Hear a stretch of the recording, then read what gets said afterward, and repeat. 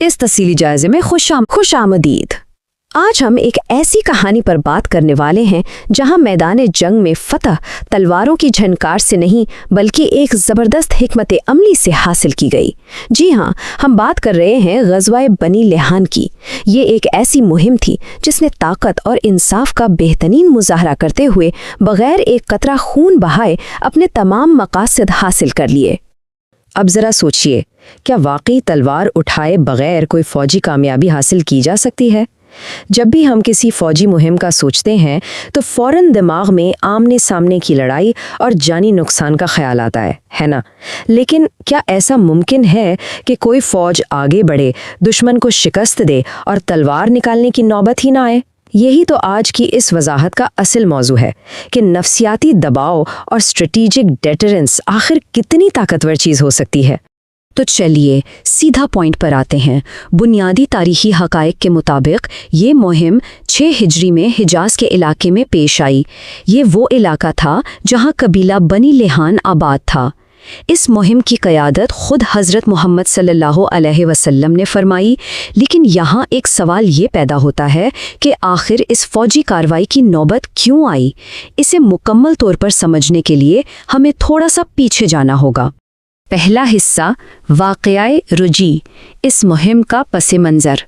दरअसल ये कोई आम पेशकदमी नहीं थी, बल्कि एक बहुत ही अलमनाक सानहे का रद्द-ए-अमल था, जिसे तारीख़ में वाक़या रजी के नाम से जाना जाता है। यहाँ वाक़यात की तरतीब कुछ इस तरह बनी कि सबसे पहले कुछ सहाबा किराम को बिल्कुल पुरअमन मकासद के तहत, यानी सिर्फ दीन की तालीम देने के लिए भेजा गया था। लेकिन बनी लिहान ने वहाँ धोखे से काम लिया और उन पर अचानक हमला करके उन्हें शहीद कर दिया। ये वाकई एक बहुत बड़ा धोखा था और इसी धोखे के नतीजे में इंसाफ पर मबनी जवाबी कार्रवाई का फैसला किया गया। यहाँ एक बात बहुत वाज़ेह होनी चाहिए, ये वाक़या कोई आम हादसा नहीं था, बल्कि एक ऐसी संगीन हरकत थी जिसने एक मजबूत और मुनसिफाना रद्द-ए-अमल का तकाजा किया। इंसाफ की फराहमी यहाँ लाजमी थी। लेकिन कमाल की बात यह है कि जैसा कि हम आगे देखेंगे, ये इंसाफ किसी जज्बाती गुस्से या अंधे इंतकाम की सूरत में नहीं लिया गया, बल्कि बेहद मुनज़्ज़म और आला हिकमत अमली के साथ लिया गया। दूसरा हिस्सा, एक खुफिया और हिकमत अमली पर मबनी पेशकदमी। तो जब जवाबी कार्रवाई का फैसला हो गया, तब आखिर इस पर अमल दरामद हुआ कैसे? यहीं से इस शानदार जंगी हिकमत अमली का आगाज़ होता है। अब एक बहुत ही दिलचस्प हकीकत जानिए और इस ख़ास तदाद पर गौर कीजिए। नबी करीम सल्लल्लाहु अलैहि वसल्लम ने इस मुहिम के लिए तकरीबन 200 सहाबा किराम को तैयार किया। देखें, ये कोई बहुत बड़ा लश्कर नहीं था, लेकिन ये एक इंतहाई चुस्त, तेज़ रफ्तार और हर तरह की हंगामी सूरत हाल से निपटने के लिए पूरी तरह तैयार दस्ता था। इस पूरी हिकमत अमली को हम 3 बुनियादी मराहिल में तकसीम कर सकते हैं। पहला मरहला, जैसा कि हमने जिक्र किया, इन 200 सहाबा की तैयारी थी। फिर आता है दूसरा और सबसे अहम मरहला, और वो था सफ़र के रास्ते को इंतहाई खुफिया रखना। मतलब दुश्मन को इस बात की बिल्कुल भनक भी नहीं पड़ने दी गई कि कोई फ़ौज उनकी तरफ बढ़ रही है। और तीसरा मरहला था हिजाज़ की तरफ अचानक पेशकदमी। इस मुकम्मल राजदारी का वाहिद मकसद दुश्मन को अचानक और पूरी तरह गैर तैयार हालत में पकड़ना था। तीसरा हिस्सा, दुश्मन का फरार और पहाड़ों में पनाह। खामोशी और इंतहाई तेज़ी से सफ़र करते हुए जब मुसलमानों का ये दस्ता बनी लिहान के इलाके में दाखिल हुआ तो एक शदीद जंग की तवक्को की जा रही थी। लेकिन यहाँ एक हैरान कुन वाक़या पेश आया। दुश्मन, जो अचानक होने वाले इस हमले के लिए बिल्कुल भी तैयार नहीं था, उस पर एक शदीद खौफ तारी हो गया। उन्होंने मुकाबला करने के बजाय वहाँ से फ़रार होने में ही आफियत समझी और अपना इलाका छोड़कर सीधा पहाड़ों की तरफ भाग गए। और बिल्कुल इसी वजह से वहाँ कोई बड़ी जंग या खूनी महाजराई हो ही नहीं सकी। ये नतीजा इस मुकम्मल सूरत हाल का एक बेहतरीन मवाजना पेश करता है। एक तरफ वो था जिसकी आमतौर पर तवक्को की जा रही थी, यानी एक अमली जंग, खून खराबा और जानी नुकसान। लेकिन दूसरी तरफ वो हुआ जो हकीकत में पेश आया, यानी स्ट्रेटेजिक डिटरेंस। अपनी मौजूदगी, ताकत के मुजाहरे और एक बेहतरीन मनसूबाबंदी से दुश्मन पर ऐसा नफ्सियाती दबाव डाला गया कि एक कतरा खून बहाए बगैर ही कामयाबी मिल गई। यही इस मुहिम की सबसे बड़ी कामयाबी थी। चौथा हिस्सा, मुहिम के अहम नताइज, यानी बग़ैर जंग मकासद का हुसूल। अब यहाँ कोई ये सोच सकता है कि जब जंग हुई ही नहीं तो क्या ये सारी मेहनत और मुहिम रायगा गई? बिल्कुल भी नहीं। दरहकीकत लड़ाई ना होने के बावजूद वो तमाम मकासद हासिल कर लिए गए जो सोचे गए थे। اس کے 4 بنیادی نتائج سامنے آئے۔ پہلا، مسلمانوں نے اپنی طاقت اور فوری رد عمل کی صلاحیت کا زبردست اظہار کیا۔ دوسرا، دشمن پر ایسا روب اور دبدبا بیٹھ گیا کہ ان میں لڑنے کی ہمت ہی نہیں رہی۔ تیسرا، بنی لحان کو ان کی سنگین غلطی اور دھوکے کا خوب احساس دلا دیا گیا۔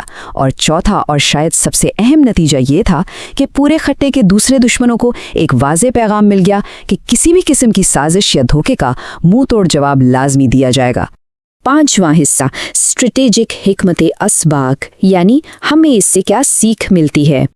اس تاریخی واقعے کو مکمل سمجھنے کے بعد اب ضروری ہے کہ ہم اس سے ملنے والے وسیع تر اسباق پر غور کریں، کیونکہ تاریخ پڑھنا صرف واقعات دہرانا نہیں ہوتا، اس کے پیچھے چھپے اسباق کو سمجھنا ہوتا ہے۔ یہاں اپنائی گئی حکمت عملی اور اس کے نتائج کا گہرا تعلق واضح ہوتا ہے۔ جو خفیہ پیش قدمی کی اسٹریٹجی تھی وہ ہمیں یہ سکھاتی ہے کہ دشمن کے مقابلے میں صرف فوجی طاقت نہیں بلکہ منصوبے بندی اور حکمت عملی اتنی ہی ضروری ہے۔ اسی طرح طاقت کے بروقت مظاہرے نے یہ ثابت کیا کہ بعض اوقات صرف اپنی طاقت کا اظہار کر دینا ہی بغیر کسی عملی لڑائی کے کامیابی کی ضمانت بن جاتا ہے۔ اور واقعی یہ بات اس پورے تجزیے کا اصلی نچوڑ ہے کہ اسلام میں بدلہ بھی انصاف اور حکمت کے ساتھ لیا جاتا ہے، اور دشمن کے خلاف صرف جنگ ہی نہیں بلکہ حکمت عملی بھی اہم ہے۔ یہ ہمیں تسلی سے یاد دلاتا ہے کہ اس مہم کا مقصد کوئی اندھا انتقام نہیں تھا، بلکہ یہ ایک ایسا عمل تھا جو مکمل طور پر انصاف اور حکمت کے دائرے میں رہ کر کیا گیا۔ یہ دکھاتا ہے کہ طاقت کا استعمال ہمیشہ شعور اور بہترین حکمت عملی کے تحت ہونا چاہیے۔ مختصر بات یہ ہے کہ غزوہ بنی لحان ہمیں یہ زبردست سبق دیتا ہے کہ کس طرح اثر انگیز طریقے سے اپنی طاقت کا مظاہرہ کر کے ایک بہت بڑے خونی تصادم کو روکا جا سکتا ہے۔ یہ تاریخ کی ایک ایسی کامل مثال ہے جہاں حکمت عملی نے عملی جنگ کو مات دی اور بغیر کسی جانی نقصان کے بالکل سوچی سمجھی تدبیر کے مطابق توقع سے بڑھ کر نتائج حاصل کر لیے گئے۔ تو آخر میں بات واپس اسی سوال پر آ کر رکتی ہے جس سے ہم نے شروعات کی تھی۔ کیا واقعی ایک حقیقی فوجی کامیابی بغیر کوئی جنگ لڑے حاصل کی جا سکتی ہے؟ غزوہ بنی لحان کا یہ واقعہ اس سوال کا جواب ایک بہت ہی مطمئن اور بھرپور ہاں میں دیتا ہے۔ یہ واقعی سوچنے پر مجبور کر دیتا ہے کہ دشمن پر بنایا گیا نفسیاتی دباؤ، مکمل رازداری اور طاقت کا صحیح مظاہرہ بعض اوقات ننگی تلواروں سے بھی زیادہ گہرا اثر چھوڑتے ہیں۔ یہ ایک ایسا پہلو ہے جس پر ضرور غور کیا جانا چاہیے۔ اس تفصیلی وضاحت میں ہمارے ساتھ شامل ہونے کا بہت شکریہ۔